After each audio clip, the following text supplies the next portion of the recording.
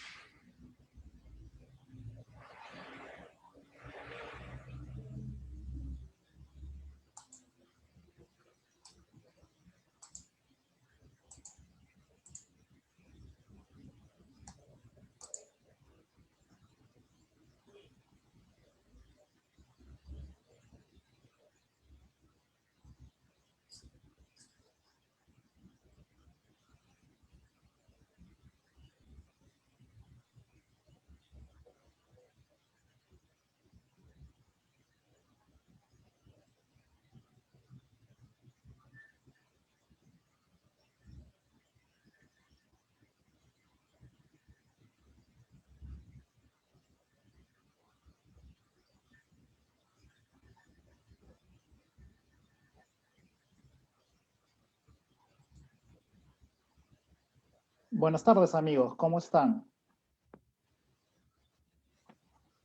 Una tarde más para compartir información acerca de temas relevantes que cada vez son más importantes y podemos tener el agrado de contar con una persona especialista, un doctor especialista, para que nos ayude justamente a manejar estos temas, ¿no? Hoy tenemos el agrado de contar con un profesional en psiquiatría, el doctor Alfredo Valencia, eh, ha venido a contarnos y explicarnos un tema de coyuntura muy complejo que vamos a tratar de llevar de la mejor manera para que podamos resolver todas las dudas que tengamos. Doctor Valencia, buenas tardes, ¿cómo está? Hola, ¿qué tal? ¿Qué tal, doctor Velázquez? Qué gusto. Aquí Bien, para responder preguntas, para aclarar algunas dudas, me imagino también. excelente. Bueno, Alfredo, ¿no? Vamos a empezar con un tema que es complejo, ¿no? La coyuntura ha hecho que todos tengamos un familiar, un amigo que haya sufrido pues de la enfermedad de COVID, que hemos perdido, ¿no? Creo que ya en este momento nadie está fuera de esa realidad, ¿no? Y el Ujú. momento de duelo es muy complejo, pero a veces nosotros llamamos duelo a cualquier cosa, ¿no? Entonces, sí me gustaría que nos puedas explicar, en principio, ¿no? ¿Qué es esta etapa de duelo?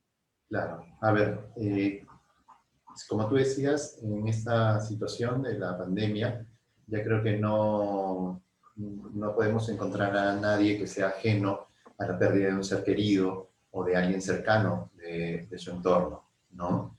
El duelo en sí mismo significa eso, ¿no? La pérdida de algo o de alguien. Inicialmente el término tiene que ver más con perder a alguien querido, ¿no? Pero también se aplica para otras situaciones, perder el trabajo, perder una relación, perder nuestra posición o nuestra situación social, económica, perder algo a futuro, ¿no? Pero, digamos, donde se ha estudiado más, donde se entiende más el duelo es justamente alrededor de la pérdida de un familiar o de una persona importante en nuestra vida. Ahora, habría que diferenciar entre duelo y luto, que no siempre son lo mismo, aunque pueden ir de la mano, ¿no? Y en el caso del duelo es un proceso totalmente personal, ¿no? Es decir, cada uno de nosotros tiene una forma de llevar su duelo y lo ha ido, digamos, haciendo, digamos, organizando a lo largo de los años con diferentes pérdidas, ¿no? Pequeñas o más grandes. En cambio, el luto implica algo más cultural, más social, ¿no? Es decir, hasta hace unos pocos años, por ejemplo, nuestras abuelas, porque ya creo que nuestras mamás no, cuando perdían a alguien, se vestían todo un año de negro, ¿no? Claro. No salían a ninguna reunión, no ponían música ciertos días qué sé yo, del mes o los aniversarios de la persona que había fallecido, ¿no? Eso tiene que ver más con lo cultural y lo social que con nuestro propio proceso, ¿no? Y doctor Alfredo, una pregunta. Cuando una persona está en esta etapa de duelo, ¿hay síntomas, signos que nosotros podríamos identificar para ver el grado del mismo? Si es que va a haber un momento en que de repente necesita una ayuda diferente o simplemente un apoyo de la familia. Claro, a ver, hay como una tendencia a decir o a llamar al duelo el duelo normal, ¿no? O no patológico, lo cual resulta un poco redundante. Es decir, el duelo es algo totalmente habitual, común. Creo que no hay ser humano que vaya a ser ajeno a la experiencia del duelo, ¿no? Entonces, es un poco redundante decir duelo normal, ¿no? Cada persona va a tener un tiempo y algunas estrategias distintas para poder manejar su duelo. Y eso hace que no siempre sea fácil definir cuándo un duelo se convierte en patológico, ¿no? Tú me preguntabas por las estrategias, digamos, por los signos y síntomas que pueden haber. Quizás hay dos cosas más o menos claras que podríamos generalizar a todas las personas que están pasando un duelo, ¿no? La primera es que la tristeza, el decaimiento, la preocupación, los pensamientos respecto a la persona que se fue, los recuerdos, las ganas de llorar, a lo largo de los meses o semanas después de la pérdida, tendrían que ir atenuándose, con pequeños momentos digamos, de aumento de esas sensaciones, por ejemplo, en el cumpleaños de la persona que se fue, en el Día del Padre, en el Día de la Madre, en Navidad, ¿no? Van a haber picos durante el primer año sobre todo. Entonces, esta es una primera característica, ¿no? Debería ir disminuyendo en intensidad a lo largo del tiempo, porque nosotros deberíamos estar pudiendo ser capaces de ir procesando nuestro duelo. Y la otra característica que de todas maneras nos va a hablar de algo patológico o de algo que ya hay que buscar ayuda, es que comencemos a tener ideas o pensamientos de muerte, ¿no? No es raro, ojo, y aquí habría que hacer una pequeña diferencia muy cultural, digamos, para aclarar, que las personas que, por ejemplo, pierden a una persona muy importante, a un papá, a una pareja, piensen, me hubiera ido con él o con ella, ¿no? Eso no es raro, es muy típico, muy cultural nuestro, ¿ya? Sobre todo de los latinos y de otros grupos, pero es bastante frecuente escucharlo. Lo que no es, digamos, algo frecuente es escuchar más bien una planificación, una idea activa, de, me voy a matar, yo ya no quiero vivir, voy a hacer tal cosa para dejar de estar aquí, ¿no? Eso ya habla de una situación en la que tendríamos que buscar ayuda para esa persona o tendría que intervenir la familia para poder, digamos, resolver eso, ¿no? Hay muchas otras cosas más que seguramente van a ir apareciendo mientras conversamos, pero estas dos cosas, ¿no? En vez de disminuir, aumenten los síntomas a lo largo del tiempo o que aparezcan estas ideas, creo que son totalmente identificables para cualquiera de nosotros, ¿no? Para la mayoría de la gente hay una línea muy delgada entre lo que es duelo y depresión, ¿no? Yo entiendo que para ti es sencillo discernirla, pero la mayoría de personas que no conocen los términos lo usan básicamente como si fuesen lo mismo, ¿no? Y es un Sí, riesgo porque a veces lo confunden y piensan que un duelo debe ser tratado como una depresión, o a veces piensan que la depresión es parte del duelo y lo dejan estar, así es. ¿no? Así es. ¿Qué Tú podríamos bien lo hacer en esos planteas. casos? ¿Qué Mira, tú lo podríamos planteas muy definir? bien, son dos cosas distintas, pero comúnmente se utilizan como sinónimos, y es más, muchas personas llegan a la consulta diagnosticándose a sí mismos de depresión, ¿no? Quizás habría que hacer la diferencia también con tristeza, ¿no? Tristeza es algo que normalmente vamos a sentir en cualquier situación triste, evidentemente, que nos genere dolor, sufrimiento, vamos a sentir tristeza. Eso es normal, es parte de nuestro ser humano, de nuestras características como seres humanos, ¿no? La depresión implica una enfermedad, implica ya un cambio no solamente a nivel mental, vamos a decirlo así, sino también a nivel físico. Incluso parte de los criterios de la depresión es haber perdido un porcentaje del peso corporal, ¿no? Porque implica ya un cambio físico-mental. El duelo no necesariamente implica eso, no es algo, digamos, no podemos incluirlo, el duelo, entendido como lo que sucede de forma natural, el proceso después de haber perdido a alguien, no podemos incluirlo como algo patológico. Entonces, esa es la primera diferencia.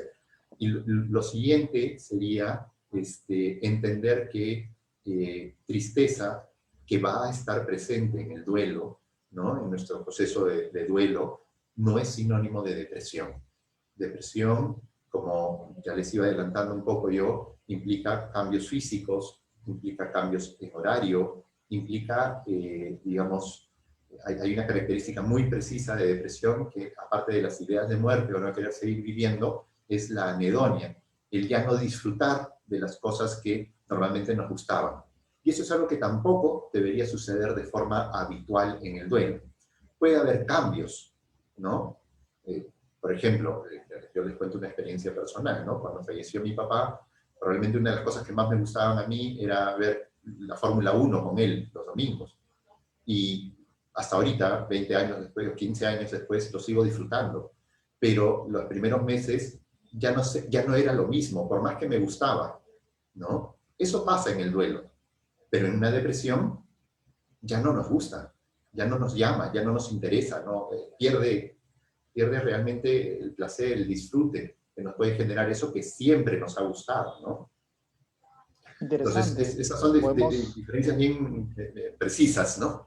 quiere decir que podemos nosotros identificar este tipo de comportamientos para darnos cuenta si se está tratando de un proceso normal o esperable de duelo o ya hay algo que no está yendo del todo bien, ¿no?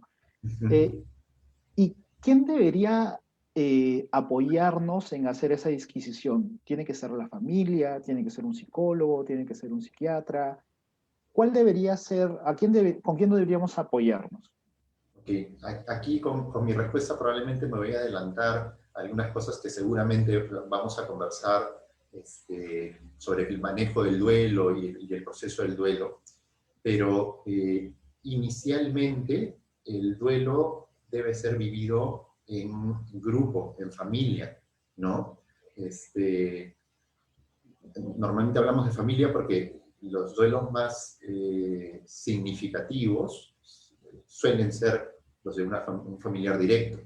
Pero también están los duelos que se viven en grupo o en equipo, como el fallecimiento de un colega en el trabajo. Ahora los médicos estamos viviendo muchísimo, ¿no? Fallecen personas que son cercanas a nosotros, con las que hemos trabajado muchos años, y es de pronto en ese contexto, en ese entorno, perdón, en el que debemos ir observándonos mutuamente, ¿no? Volviendo al ejemplo de la familia, entre todos deberíamos ver a los miembros de nuestra familia y probablemente enfocarnos en los miembros más vulnerables. Suelen ser los niños, suelen ser los ancianos, suelen ser los menores de edad cuando fallece un padre, o las parejas cuando fallece un esposo o una esposa después de mucho tiempo. Entonces, entre todos, la primera, digamos, la primera fuente de observación, de información, tiene que ser la familia. Y esto, como te decía, es adelantándonos un poco porque parte del procesar nuestro duelo implica que trabajemos o conversemos con nuestro entorno sobre la persona que se fue, sobre lo que pasó, recordar anécdotas, ¿no? Bueno, lo vamos a conversar seguramente más a detalle. Doctor Alfredo, y después de pues, toda esta coyuntura que venimos viviendo, ¿no? La cuarentena, la pandemia y todo esto, ¿cómo ha cambiado el paciente que llega a su consulta? ¿Tiene las mismas preguntas? ¿Es diferente? Sí. ¿El duelo se maneja de una forma distinta? ¿Qué podría contarnos acerca de ello? Mira, una de las cosas que suelen ser frecuentes en una buena salud mental, y suena hasta gracioso, es que los seres humanos nos creemos inmortales, creemos que nunca nos va a pasar nada malo y creemos que todo va a estar bien. Cuando comienza a pasarnos lo contrario, suele ser signo de depresión, suele ser signo de ansiedad, ¿ya? No es que yo vaya por la vida como, pues qué sé yo, Highlander, el de la película, creyendo que nunca me voy a morir porque sé que voy a morir en algún momento. Pero mi mente no está puesta en esa idea. No es lo frecuente, no es lo habitual que yo en el día a día piensen que me puedo morir en cualquier momento, aunque sé que es verdad, ¿no? ¿Qué es lo que ha cambiado? Las crisis, las pandemias, las epidemias, todos estos cambios, y concretamente el COVID, nos pone frente a nuestra realidad finita, a nuestras limitaciones como seres humanos, a nuestro tiempo, nos hace estar constantemente mirando lo que puede suceder.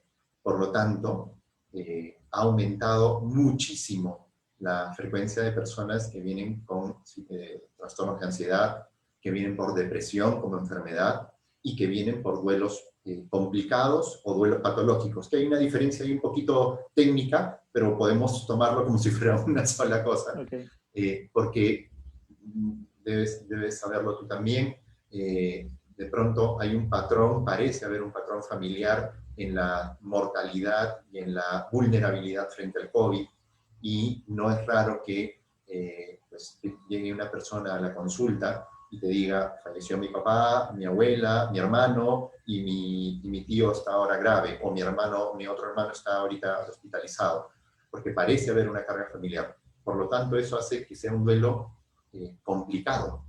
No es una sola situación a la que nos estamos enfrentando, estamos enfrentándonos a una situación más grave. O, por ejemplo, estar frente al fallecimiento de alguien, tener que hacer todo este proceso de duelo sin poder haber acompañado a esa persona en sus últimos momentos, ¿no? Saben casi todos que las hospitalizaciones están siendo cerradas, se evitan las visitas para evitar el contagio, ¿no? Y eso ha dificultado muchísimo el procesamiento, digamos, el normal desarrollo de nuestro duelo, ¿no?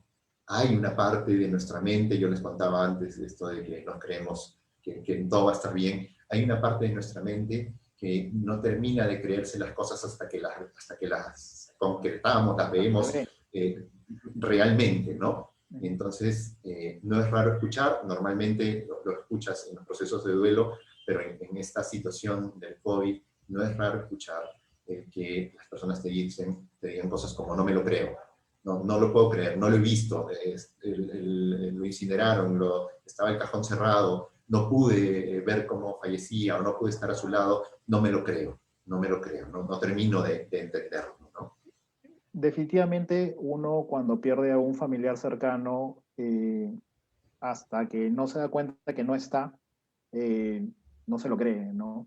Y Ujú, una de las cosas que más ha afectado, creo, a las personas ahora es justamente ese momento de poder acompañar eh, la muerte en familia, ¿no?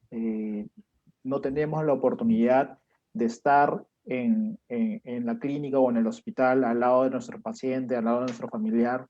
ujú. No recibimos información, lamentablemente. Es tal vez una de las cosas más difíciles de explicar a todos, ¿no? La información te la dan una vez al día y ya, porque es una vez al día que lo visitan por un tema de que no se deben contagiar Los el médicos, personal de el salud, personal. ¿no? Ujú. Y es duro porque las personas, uno, no queremos entenderlo porque nosotros queremos justamente pues ver al familiar, estamos acostumbrados a estar cerca de ellos, ¿no? Y Sí. después, cuando pasa la parte trágica o la parte mala, tampoco podemos acompañarlo porque ya no podemos hacer los, los entierros que normalmente hacíamos, se incineran los cuerpos y Seguir es los más rituales. difícil entender que realmente pasó el fallecimiento de un familiar, ¿no? Y me Sí. imagino que eso ahora lo debes ver más seguido también, ¿no? Y el Mucho más manejo, no seguido. sé si es igual. ¿El manejo es igual que No, un duelo o hay no, algo? probablemente varía ahí porque, digamos, te pongo un ejemplo, ¿no? Hace unos años, eh, bueno, yo trabajo en equipo con varios psiquiatras, ¿no? Y uno de mis colegas recibió en la consulta a un adolescente que había perdido muy temprano a la mamá y lo estaban llevando porque había fallecido la abuela, quien se había encargado de su crianza, ¿no? Este, Esto no sonaría raro, digamos, que lo lleven al médico para que lo apoyen, pero la familia estaba tan angustiada de que pudiera pasar algo que lo llevaron al segundo día de haber fallecido la abuela, con lo cual ni siquiera había comenzado, ni siquiera estaba aterrizando su duelo Claro. normal, ¿no? Como les contaba antes, su duelo esperable, ¿no? Y ya la familia estaba con mucha angustia respecto a lo que podía pasar, ¿no? Normalmente, habitualmente, frente al duelo, nosotros lo que hacemos, los psiquiatras, los psicólogos, frente al duelo, es identificar estas cosas de las que hablábamos antes, ¿no? Ver que no hayan factores de riesgo, que no hayan otros duelos no resueltos previamente, o que en duelos previos no hayan sucedido, que pasaron a duelos complicados, patológicos o de depresión, ¿no? Y lo que normalmente hacemos es brindar orientación, contención y hacer digamos, algunas puntualizaciones y dar una cita de seguimiento para ver cómo van las cosas, pero un duelo debería habitualmente resolverse en el entorno familiar, en el grupo de trabajo, con las personas con las que nosotros compartimos día a día, ¿no? Ese proceso va a tomar un tiempo. Técnicamente se habla de entre 6 meses y un año, pero hay autores que hablan de 2 años, por ejemplo, de un proceso de duelo, sin que sea algo fuera de lo esperable, ¿no? Y ese proceso va a implicar que la misma familia, el mismo entorno, sea quien va modulando y ayudando, digamos, a regular todas las emociones, los sentimientos, los pensamientos, los recuerdos que van apareciendo, ¿no? En el caso del COVID, en el caso de esta pandemia, lo que está pasando es que ya con más frecuencia vemos duelos complicados, en los que probablemente tengamos que intervenir ya de forma un poco más, digamos, activa frente a esa persona y muy probablemente haciendo psicoterapia de inicio, ¿no? De inicio, si es que no hay otras cosas más, ¿no? Y la edad del paciente o de la persona que está en duelo, ¿cómo la manejan? ¿También hay un manejo distinto? ¿Es lo mismo es trabajar un duelo en un niño, en un adolescente, en un adulto mayor? No, ¿O hay alguna diferencia que podamos hacer? definitivamente no es lo mismo. Eh, Probablemente la gran mayoría de los adultos hemos vivido ya varios procesos de duelo, ¿no? A lo largo de nuestra vida. Es frecuente por edad, digamos, por cronología nada más, que cuando somos adolescentes, pues fallezca alguno de nuestros abuelos, ¿no? Cuando ya estamos algo más entrados en los 20, en los 30, pues puede fallecer algún amigo o sabes de alguna persona que ha fallecido en un accidente de tránsito o en algún, digamos, en alguna situación parecida. Y ya sobre nuestros 40, 50 comienzan a aparecer pues, las personas que pierden a los papás, ¿no? Con más frecuencia. Esto solamente por un tema de tiempos, de edades, ¿no? Y de frecuencias. Y eso hace que con los adultos uno como adulto tenga más estrategias para afrontar su propio duelo y el terapeuta que está enfrente de esa persona tenga también más recursos de dónde sacar, es decir, poder demostrarle que a pesar de que perdió a su abuela, a su mamá, que eran personas significativas en su vida, él pudo a lo largo de los años reconstruirse y ampliar, reestructurar su yo, ¿no? Su ser, sus vivencias, su día a día. Con los niños y con los adolescentes es diferente, ¿no? Sobre todo cuando se tratan de figuras de apego, de seguridad, el papá, la mamá, la abuela que cría, la tía que está presente en casa, ¿no? Suele ser más difícil trabajarlo. Con los niños, el tiempo en el que se marca un poco la diferencia está sobre los 8, 7, 8 años, que es donde comienzan a entender que la vida tiene un término. Es decir, que la muerte es realmente no seguir en la tierra, digamos, en esta vida terrenal, y dependiendo de la cultura, de la religión, de la espiritualidad de cada familia, van a comenzar a también entender un poco qué es lo que pasa después, o si no hay un después para esa familia, ¿no? Antes de eso, probablemente lo que se hace sobre los 4, 5, 3 años, se trabaja a través del juego, se trabaja a través de las metáforas, y se reestructura con nuevas figuras, y es lo que suelen hacer los niños más pequeños.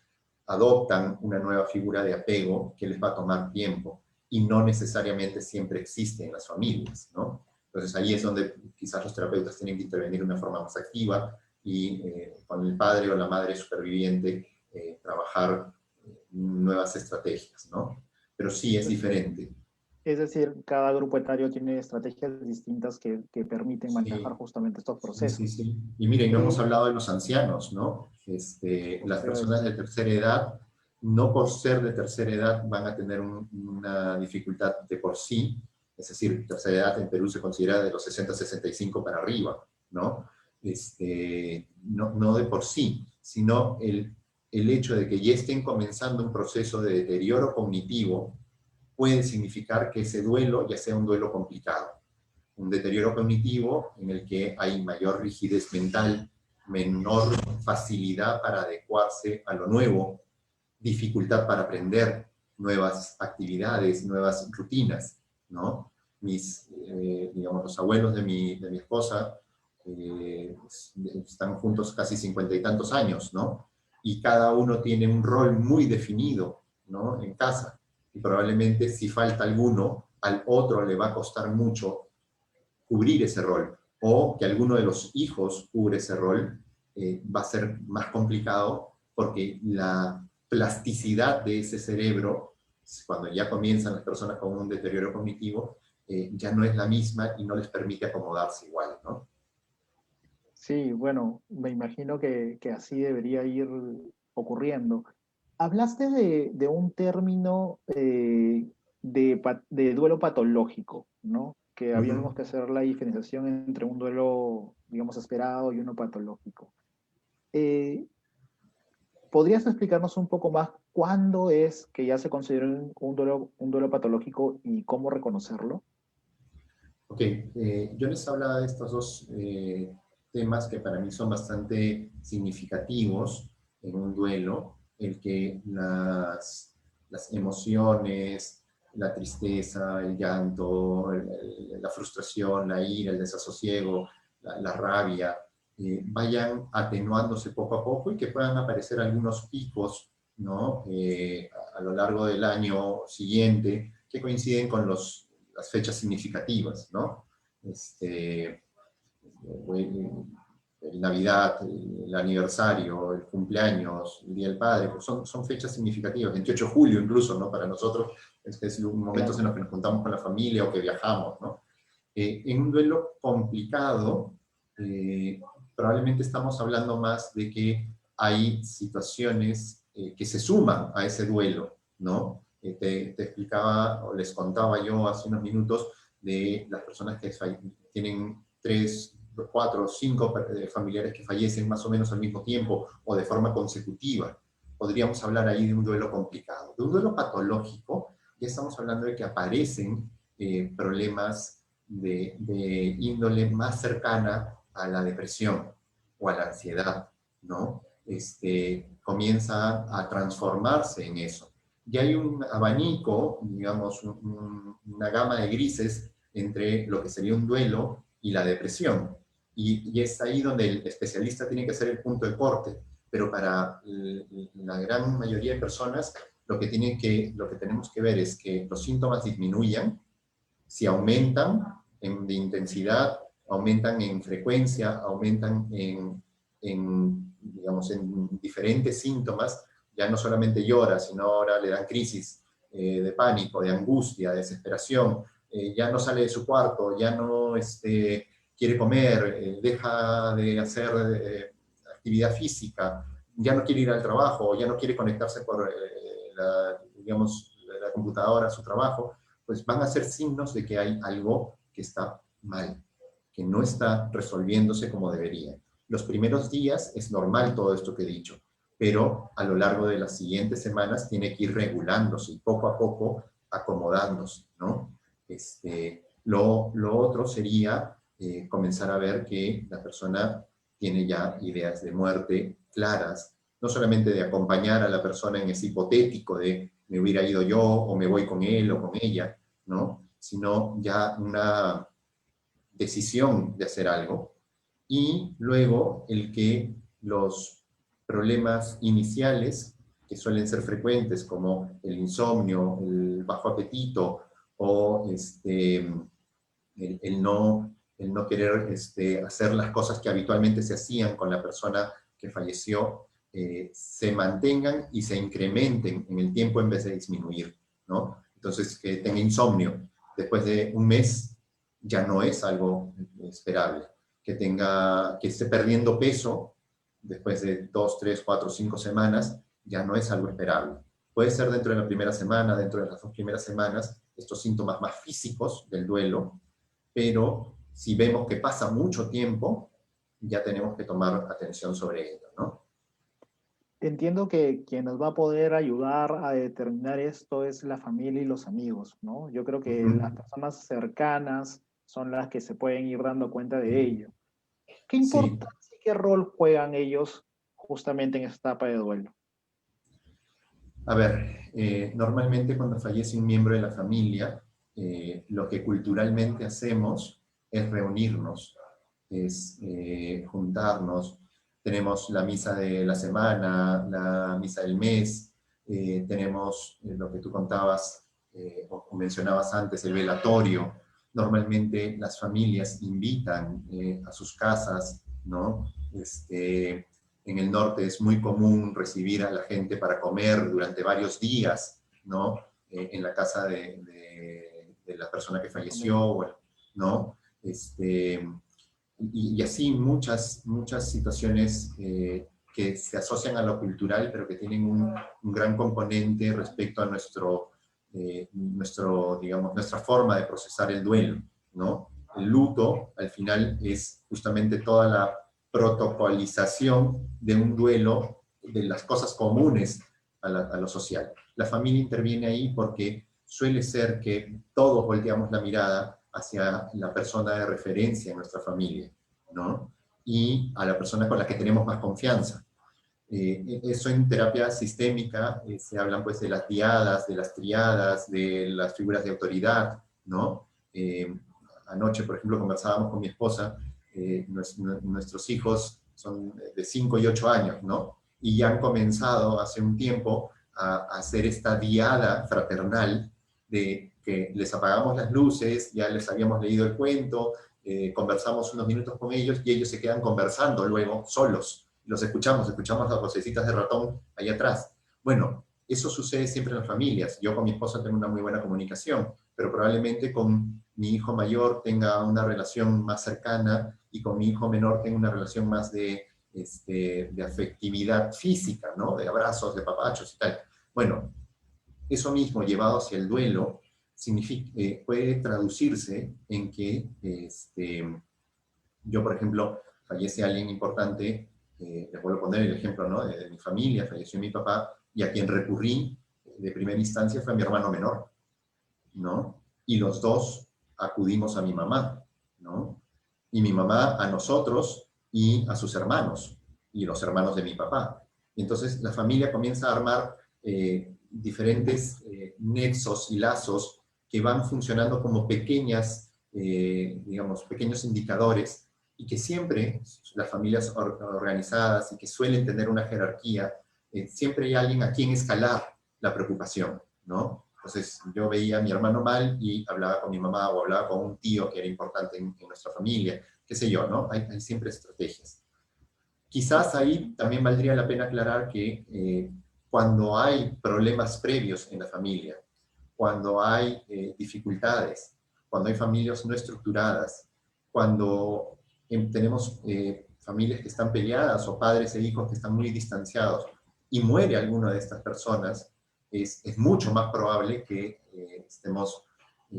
se esté abriendo la puerta a un duelo complicado e incluso patológico, ¿ya? Okay. Aumenta la probabilidad de que suceda eso.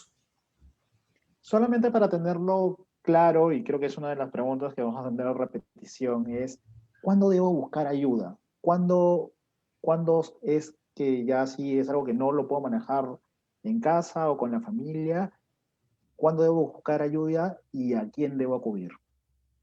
Ok, a ver, yo creo que hay que buscar ayuda cuando las contenciones familiares no son suficientes, cuando a pesar de las diferentes estrategias que tiene cada familia, no están pudiendo ayudar a algún miembro específico, ¿no? de la familia, cuando las estrategias que habitualmente usamos como grupo familiar, en vez de dar el resultado que esperamos, que es de calmar, de tranquilizar, exacerban la reacción de esa persona, de cualquier miembro de nuestra familia, cuando vemos que pasa el tiempo y todos más o menos vamos aplacando, disminuyendo, regulando nuestras emociones, nuestros sentimientos, y vamos reorganizándonos, pero hay una persona que no, que se va quedando como rezagada, que se va quedando en recuerdos, que no está mal recordar, que no está mal traerlo al presente constantemente, o traerla al presente a esa persona, sino quedarse anclado en el recuerdo como algo inamovible, ¿no? Y como algo que ya no va a poder cambiar.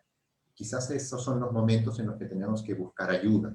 Ya les decía yo también respecto al sueño, al apetito, a la pérdida de peso, a las ideas de muerte, ¿no? Todo eso sí se prolonga, sobre todo las primeras, pero las ideas de muerte en cuanto aparezcan, sí sería un síntoma importante para tener en cuenta.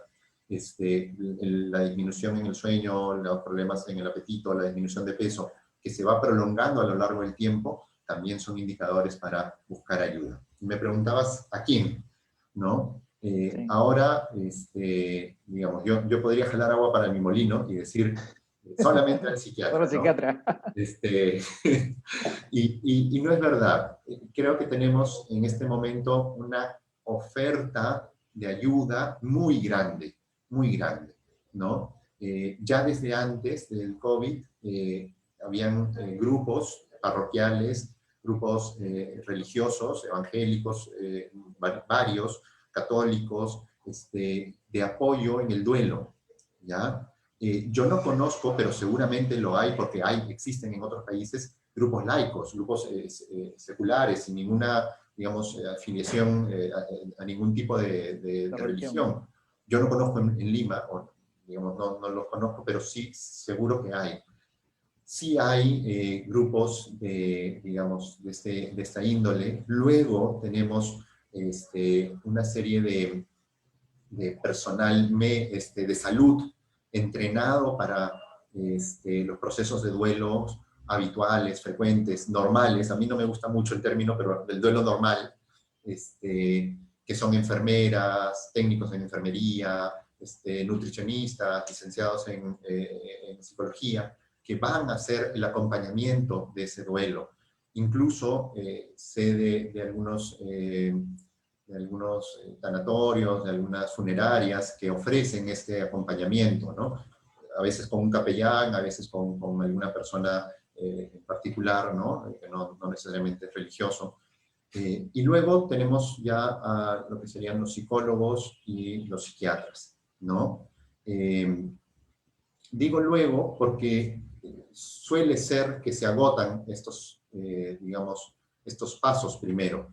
De lo que he hablado hasta ahora, antes de mencionar a los psicólogos y a los psiquiatras, son los que van a dar la respuesta frente al duelo normal, frente al duelo habitual, y que van a servir de contención y de orientación, ¿no?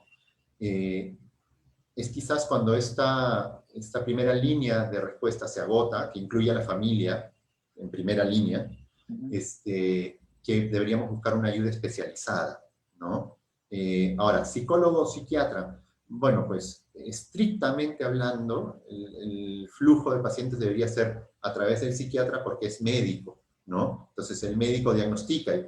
Yo te hablaba de pacientes mayores con temas de deterioro cognitivo, de Alzheimer, de qué sé yo. Te hablaba de adultos con depresiones previas, te he hablado de personas con enfermedades previas, pero en la práctica no necesariamente todas las personas van a ir primero al psiquiatra.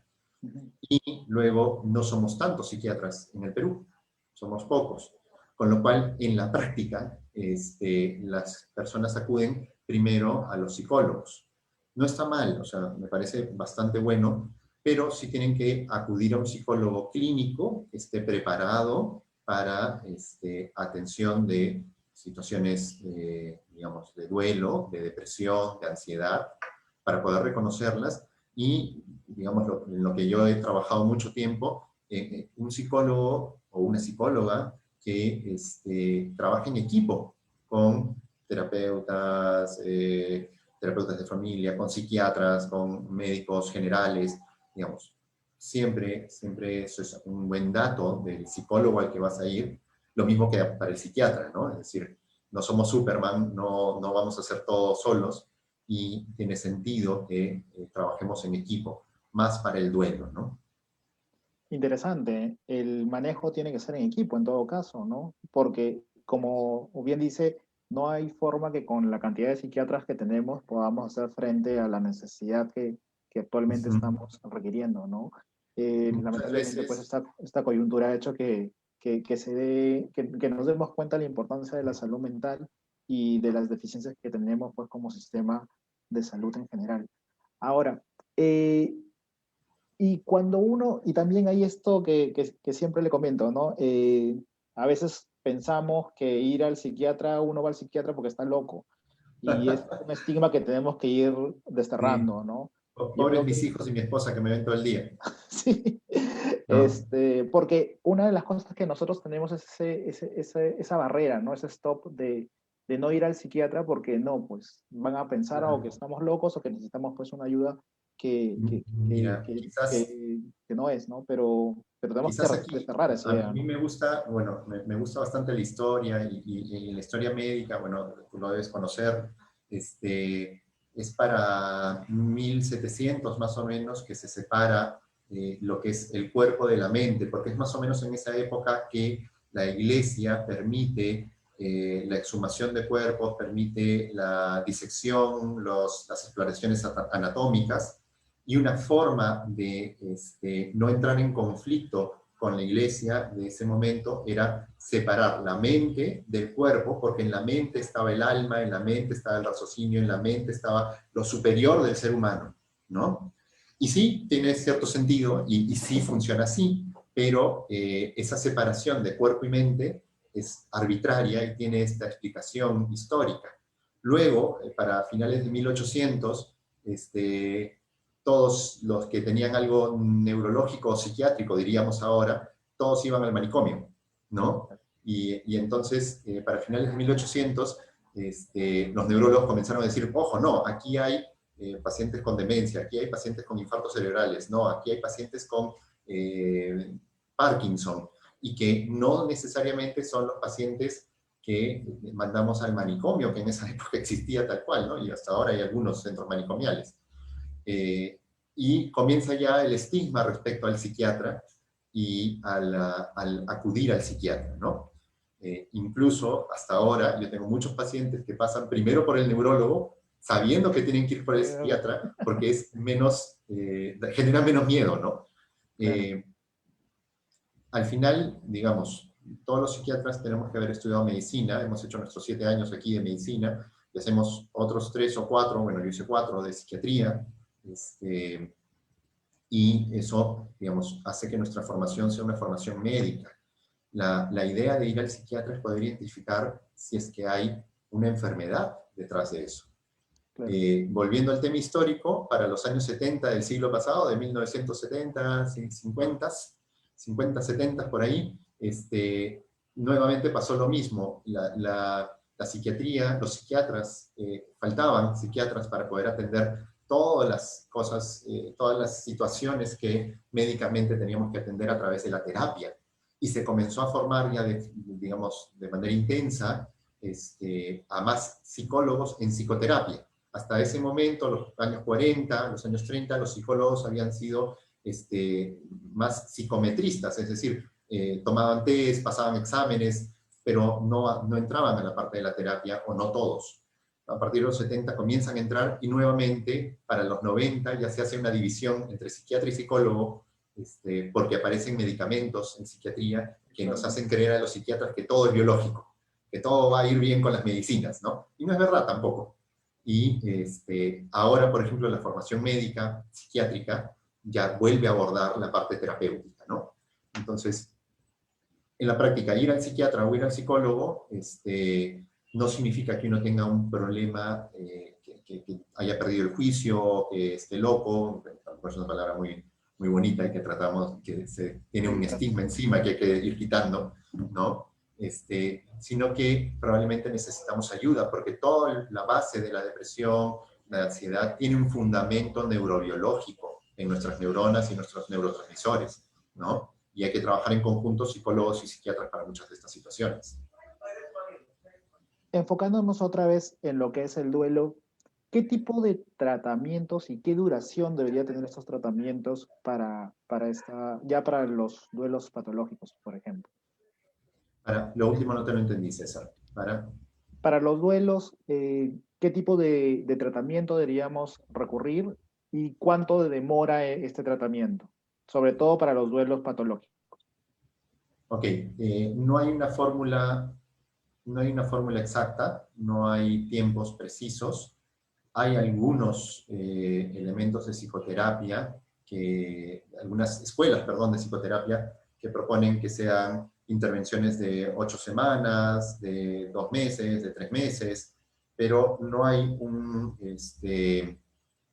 no hay una sola receta, porque no hay una sola persona que tenga un duelo igual a todos los demás, ¿no? Cada una de las personas que nos está escuchando puede ponerse a pensar incluso en los duelos, en las pérdidas que ha tenido a lo largo de la vida, y ninguna de ellas ha sido igual a la anterior. Tanto porque hemos aprendido algo nuevo, porque estamos en un momento diferente de nuestra vida, porque tenemos nuevos recursos, o porque tenemos personas que dependen de nosotros, y eso cambia nuestra perspectiva, ¿no? Por lo tanto, cada tratamiento debe ser individualizado, ¿sí? Y habría, por eso es importante ver por la parte médica con el psiquiatra, habría que ver que no sea necesario también utilizar medicación, si es que estamos hablando de una depresión, o de un trastorno de pánico, o de una ansiedad generalizada, sumado, o que ha aparecido después de ese duelo, ¿no? O durante ese duelo. Excelente. Le cuento que tenemos un montón de preguntas en los comentarios.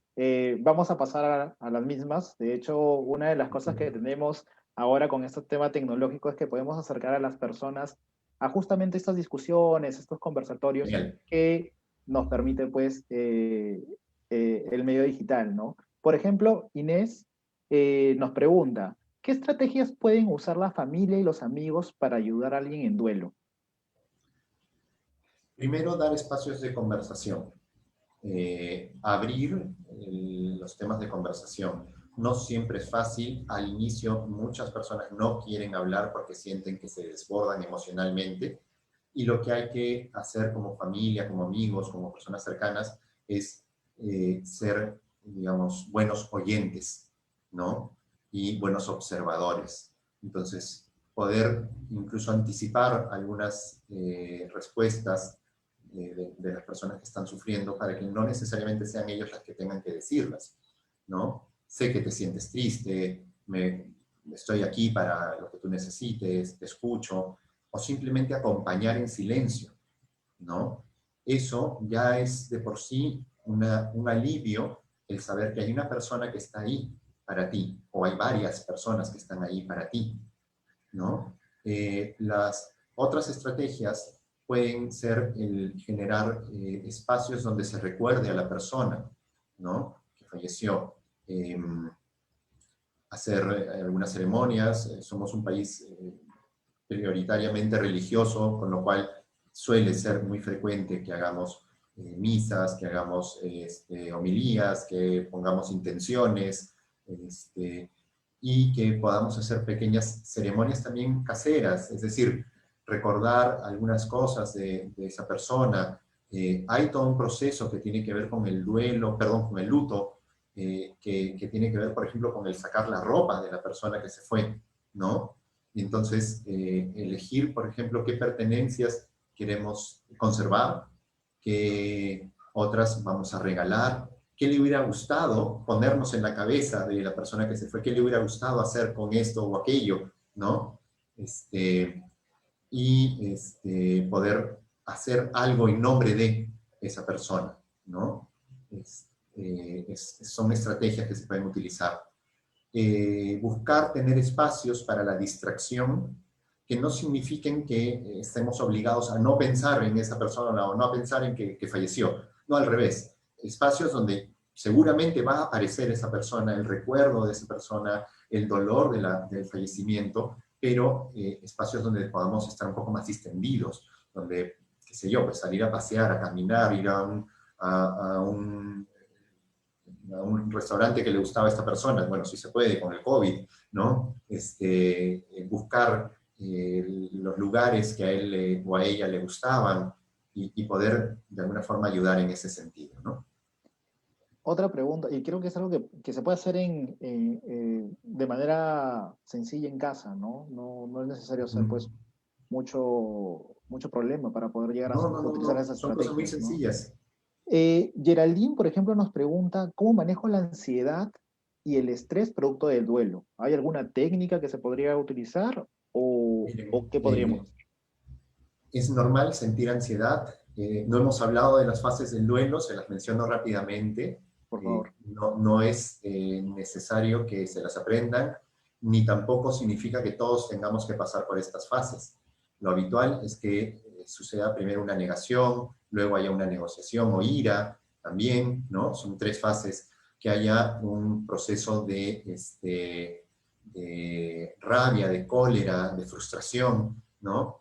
Y que además tengamos en algún momento, podamos llegar en algún momento a la aceptación.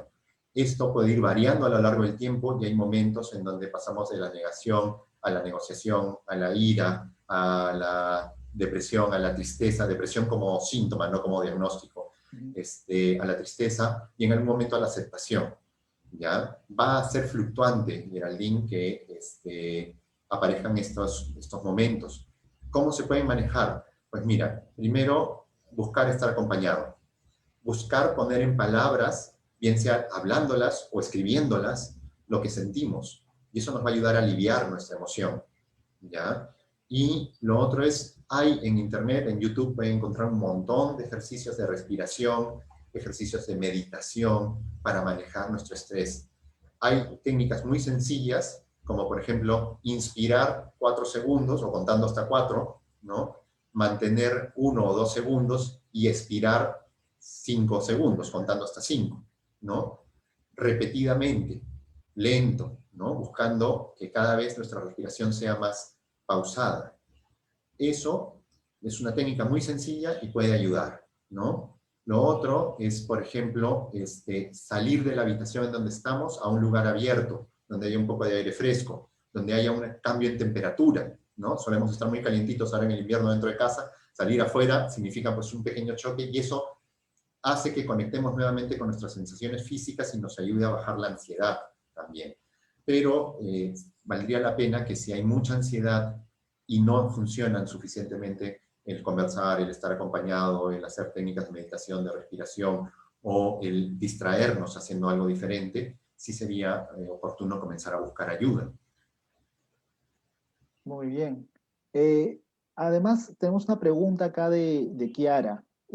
¿Cómo se puede procesar que ya no voy a volver a ver a esa persona y cómo ayudar a la familia a superarlo? No hay una respuesta única, ya se los adelantaba antes, Kiara, la, la realidad de nuestra vida es esa. Todos vamos a fallecer en algún momento. Y no suena muy bonito y en general nadie quiere decirlo, ni quiere recordarlo. Eh, Quizás esto no responda, esta primera parte no responda a lo que tú me estás preguntando, pero justamente después de haberme dedicado a hacer psicoterapia en oncología y a trabajar muchos años con pacientes con cáncer y en general en psiquiatría, ¿no?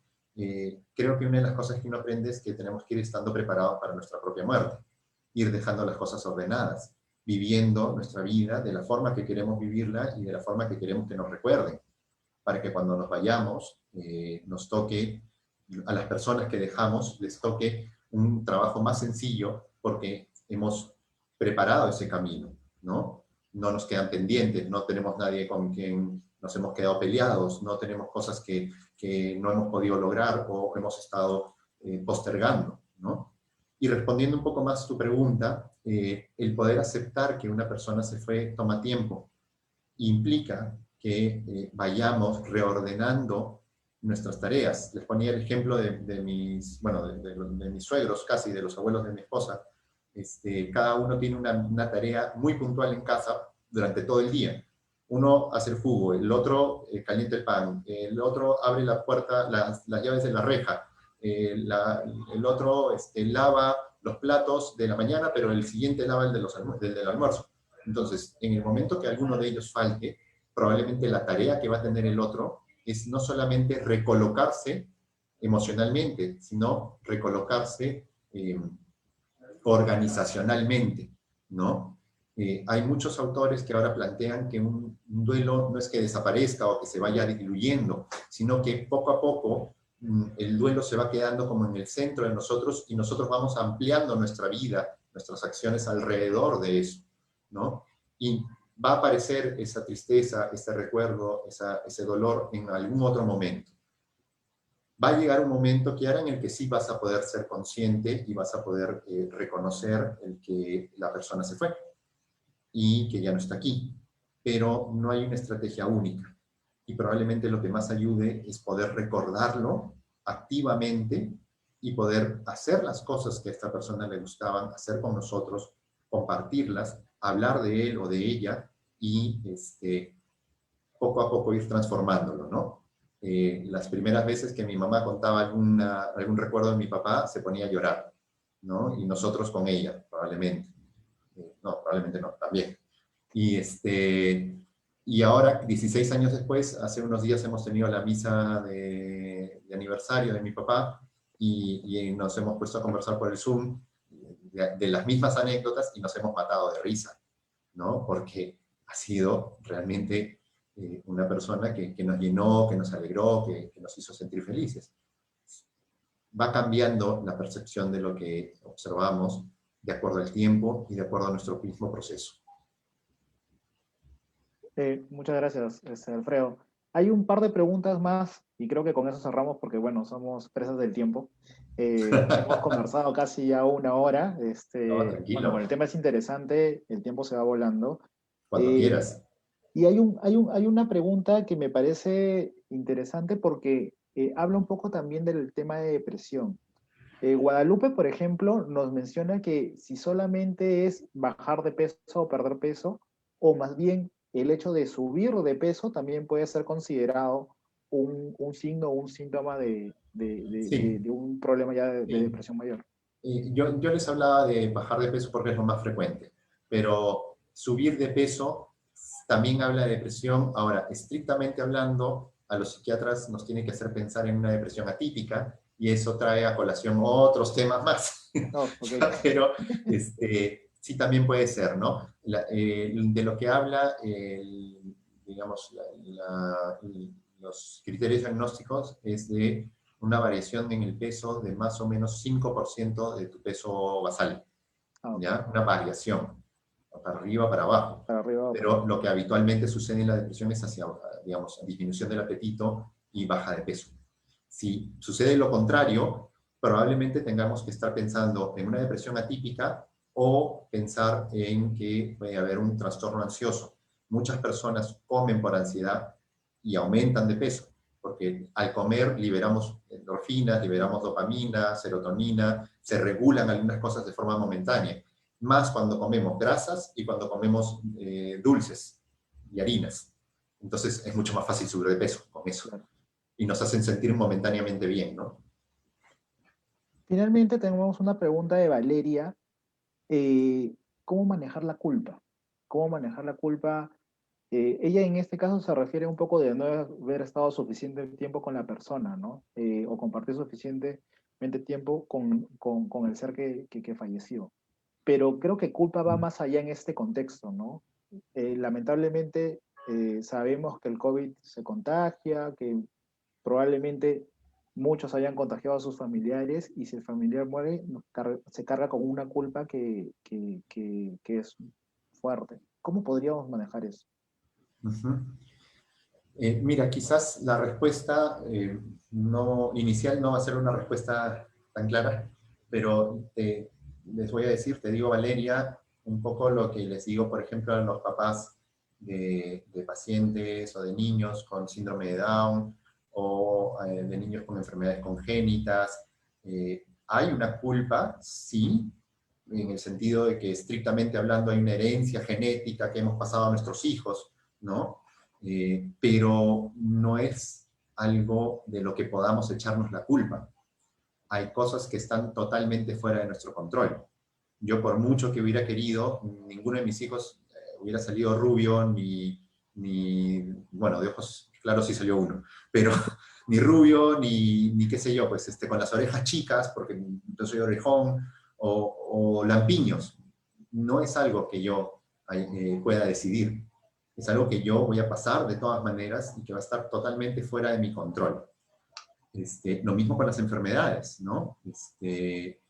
O con las herencias físicas, médicas. En ese sentido es que también tenemos que entender lo que está pasando ahora. Hay cosas que no están en nuestro control, que no podemos anticipar, que no podemos manejar y que en esta situación de pandemia, en la que necesitamos, aunque los protocolos de aislamiento son muy estrictos, hay muchas cosas que se van a escapar de nuestras manos. Aquí en el hospital, en la clínica, hacemos el esfuerzo de mantener el contacto con los familiares. Y muchos médicos que entran a COVID, a las áreas COVID, con pacientes que están por fallecer o que sabemos que tienen un mal pronóstico, muchos médicos intentan hacer videollamadas, intentan transmitir mensajes, pasar audios de la familia para que haya ese acercamiento. No siempre es posible, no siempre es dable, ¿no? Y la culpa va a aparecer porque seres humanos buscamos una explicación racional, y es más fácil de entender a nuestro cerebro que tenemos nosotros la culpa de algo que sucedió, que poder entender la arbitrariedad del mundo, ¿no? Del universo, si quieres, o de la vida, ¿no? Inicialmente va a aparecer culpa, es parte de lo que tenemos que ir procesando, y justamente por eso sirve tanto hablar de lo que pasó, para poder liberar las culpas, para poder disminuir nuestra carga, para poder entender que hay cosas que están totalmente fuera de nuestra responsabilidad, de nuestro alcance, incluso así hubiéramos querido que funcione de otra forma, o que resulte de otra manera. Muy bien, doctor Alfredo. ¿Dónde lo podemos ubicar? Tenemos acá Bueno, muchas preguntas en los comentarios, y una de ellas también es esta, ¿no? ¿Dónde lo podemos ubicar? bueno, yo tengo una consulta en la Clínica San Felipe, trabajo también de forma privada, en mi consultorio personal y para Plenamente, que es una institución también de salud mental, y en el Hospital Cayetano, ¿no? Probablemente en el Hospital Cayetano sea más difícil el acceso porque el MINSA está, digamos, zonificado, ¿no? Y el hospital tiene un área de acción, pero también pues es encantado de atender a quien sea, quien lo necesite, por aquí, por la Clínica San Felipe, por el consultorio. Encantado, y si no, también me imagino habrán más preguntas, las podemos resolver también por escrito. Ir desarrollando. Finalmente, ¿algún consejo a los familiares, algún consejo a los pacientes que están pasando esta etapa de duelo? Dos cosas. Les hablaba hace unos minutos de preparar nuestra propia ida, ¿no? Esto nos tiene que hacer tomar conciencia de nuestra finitud, si es que está bien dicho, del tiempo que tenemos y de en qué queremos emplearlo, con quién queremos pasarlo, qué es lo que queremos lograr y qué es lo que queremos en nuestra vida o para nuestra vida. Muchas veces tomamos decisiones pensando en el futuro y dejando de lado el presente. Y está bien. Yo ahorita me estoy embarcando en una deuda para comprar un terreno. Sí, es un sueño, pero eso no me puede hacer perder el presente con mi familia. Eso es número uno. Y eso significa que cambiemos al día de hoy, que si hemos perdido a alguien, que si tenemos cerca a un familiar enfermo, un familiar grave, pues que podamos acercarnos lo más posible, y no solamente a ese familiar, sino a todas las personas que queremos y que están en nuestro entorno. Y dos, yo sé que no es lo médicamente estricto, pero hay mucha evidencia médica. Yo sé, César, que tú trabajas con evidencia médica en el área de seguros. Entonces, te comento esto. Una de las cosas que ha demostrado más rendimiento en el sentido de mejora, de ayuda, son dos puntos importantes. Tener un propósito en la vida y cultivar nuestra espiritualidad. Ojo, no estoy hablando de religión, yo soy muy católico, muy creyente, pero se trata de cultivar nuestra espiritualidad. Si crees en el árbol místico, da igual. Si crees en el espagueti volador, no importa. Pero algo que nosotros pongamos fuera, de forma externa, superior a nosotros. Yo he puesto ejemplos ahora un poco ridículos, pero que existen en el mundo real, pero quizás las personas no religiosas pongan esa espiritualidad en otras personas, en la familia, en los proyectos, en los hijos, en la pareja, en los padres, ¿no? Y eso quizás es lo que más nos puede ayudar para manejar muchas otras situaciones. Tener un propósito y cultivar nuestra espiritualidad, ¿no? No sé quién era, seguramente lo voy a recordar después, pero esto es para terminar, ya para no agobiarnos más. Quien tiene un porqué va a poder soportar cualquier cómo. Qué buena frase. Sí, no me acuerdo quién le dijo, pero ahorita me voy a acordar seguro. Después vamos por la referencia. Muchas gracias, Alfredo. De verdad ha sido un gusto haber conversado contigo.